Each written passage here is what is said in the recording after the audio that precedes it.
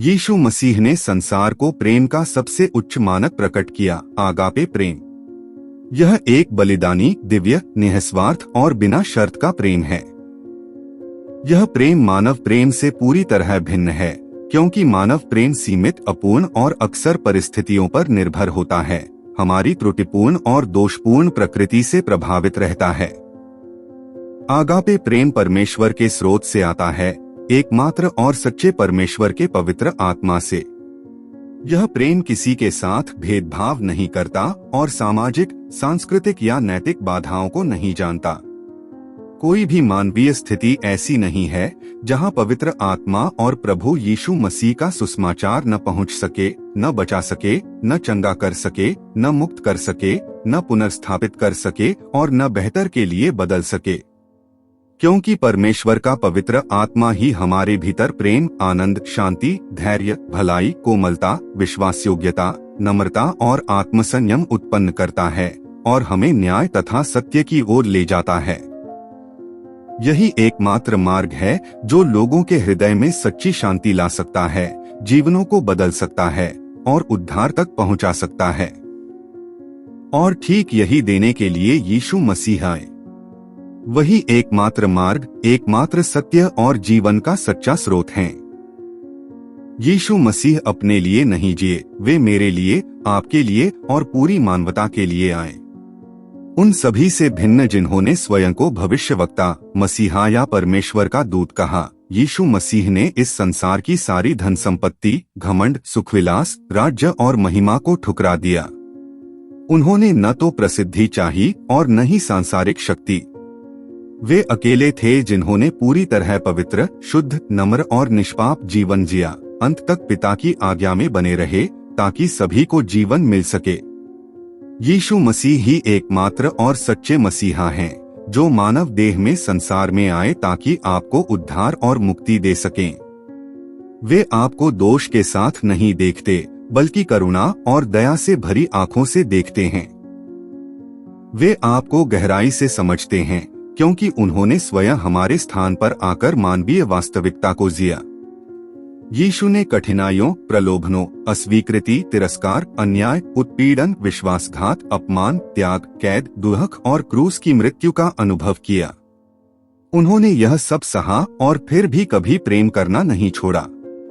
इतनी पीड़ा और बुराई के सामने भी उन्होंने बुराई का बदला बुराई से नहीं दिया, न अपमान का अपमान से, न धमकी का धमकी से। इसके विपरीत उन्होंने प्रेम, अनुग्रह और क्षमा से उत्तर दिया, यहाँ तक कि उन लोगों के लिए भी मध्यस्थता की जिन्होंने उन्हें चोट पहुंचाई। उन्होंने प्रेम किया और क्षमा किया, पिता की इच्छा को पूरा किया और उद्धार का सच्चा मार्ग प्रकट किया। यीशु धर्मियों को नहीं, बल्कि पापियों को पश्चाताप के लिए बुलाने आए। वे खोए हुओं को खोजने और बचाने आए।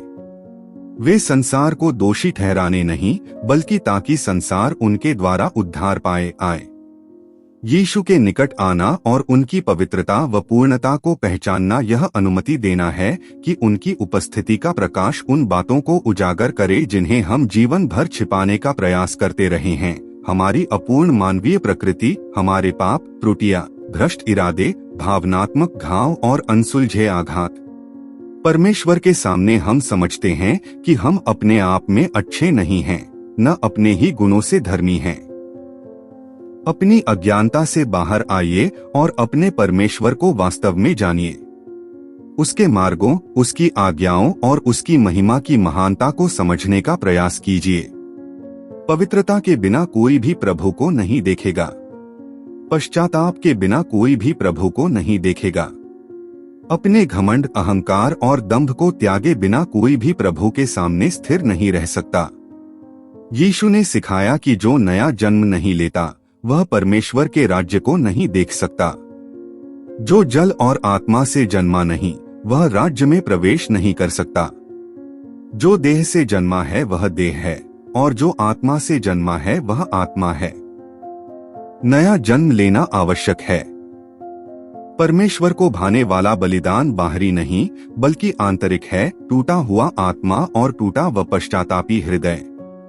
जहाँ सच्चा पश्चाताप होता है, वहाँ पुनर्स्थापन होता है।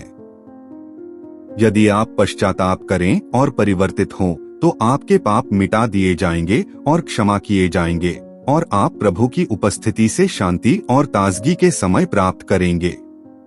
और स्वर्ग आनंदित होता है, क्योंकि एक पश्चाताप करने वाले पापी के कारण परमेश्वर के सामने 99 ऐसे लोगों से अधिक आनंद होता है जो पश्चाताप की आवश्यकता को नहीं पहचानते। जैसे यीशु ने आपसे प्रेम किया, वैसे ही आप अपने पड़ोसी से प्रेम करें। पहला और महान आदेश है अपने परमेश्वर प्रभु से पूरे हृदय, पूरी आत्मा और पूरी समझ से प्रेम करना। और दूसरा इसके समान है अपने पड़ोसी से अपने समान प्रेम करना। राष्ट्रों में प्रचार करें। प्रभु यीशु मसीह पर विश्वास करें और आप उद्धार पाएंगे। पूरे संसार में जाएं और हर व्यक्ति को सुसमाचार सुनाएं। इस प्रार्थना को ऊंची आवाज में और पूरे विश्वास के साथ दोहराएं। हे प्रभु, मेरे परमेश्वर, आज मैं अपने जीवन में किए गए हर पाप के लिए आपसे क्षमा मांगता हूँ। मैं उन सब से पश्चाताप करता हूँ और अपने हृदय का द्वार खोलकर आपको अपना एकमात्र प्रभु और उद्धारकर्ता स्वीकार करता हूँ। मेरा नाम जीवन की पुस्तक में लिखिए और अपने पवित्र आत्मा से मुझे मुहरबंद कीजिए, यीशु के नाम में। आमीन।